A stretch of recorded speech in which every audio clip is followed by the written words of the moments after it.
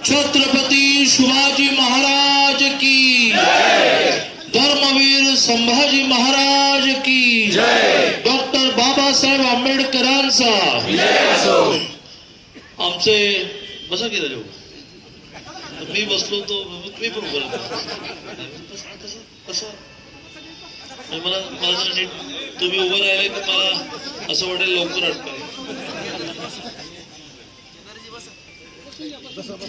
शासनाचा प्रतिनिधी म्हणून जसा मी आलो आहे तसं जवळजवळ 40 वर्षापेक्षा सुद्धा जास्त ज्या काळात मी विद्यार्थी परिषदेसाठी वार्षिक प्रवासाला यायचो तेव्हापासूनचा आमचा परिचय मैत्री असल्यामुळे आपला एक मित्र एखादा विषय घेऊन गेली 3 दिवस हजारो लोकांना बरोबर घेऊन धरणं धरतोय, दिवसभराचं साखळी उपोषण करतोय, तर आपण त्याला भेट द्यायला गेलं पाहिजे अशा भूमिकेतून मी आलाय. म्हणजे सरकारच्या प्रतिनिधी आहेच, पण मैत्री मला जास्त त्या पंढरपूरच्या धनगर समाजाच्या उपोषणाच्या ठिकाणी मी जावं, मी आणि शंभूराज देसाईने असं काल रात्री 12 वाजता मुख्यमंत्र्यांचा निरोप आल्यामुळे कोल्हापुरातले सगळे कार्यक्रम ड्रॉप केले. मी कोल्हापूरच्या ट्रेनमध्ये बसत होतो आणि मग पंढरपूरला आलोय तर आपण राजाभाऊलाही भेटायला गेलं पाहिजे भूमिकेत मी आलोय.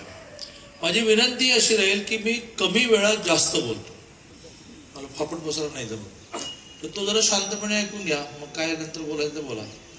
पहिलं तर तुमच्या ज्या 2 विषय आहेत, विशेष अधिवेशन बोलवणं, हा अधिकार प्रामुख्याने मुख्यमंत्र्यांचा असतो. मुख्यमंत्र्यांनी तसं पत्र हे राज्यपालांना पाठवायचं असतं, विधानसभा अध्यक्षाचाही काही संबंध नसतो. जास्तीत जास्त मी संसदीय कामकाज मंत्री असल्यामुळे माझ्या माध्यमातून पाठवायचं असतं आणि मग राज्यपालांनी त्या अधिवेशनाला परवानगी द्यायची असते.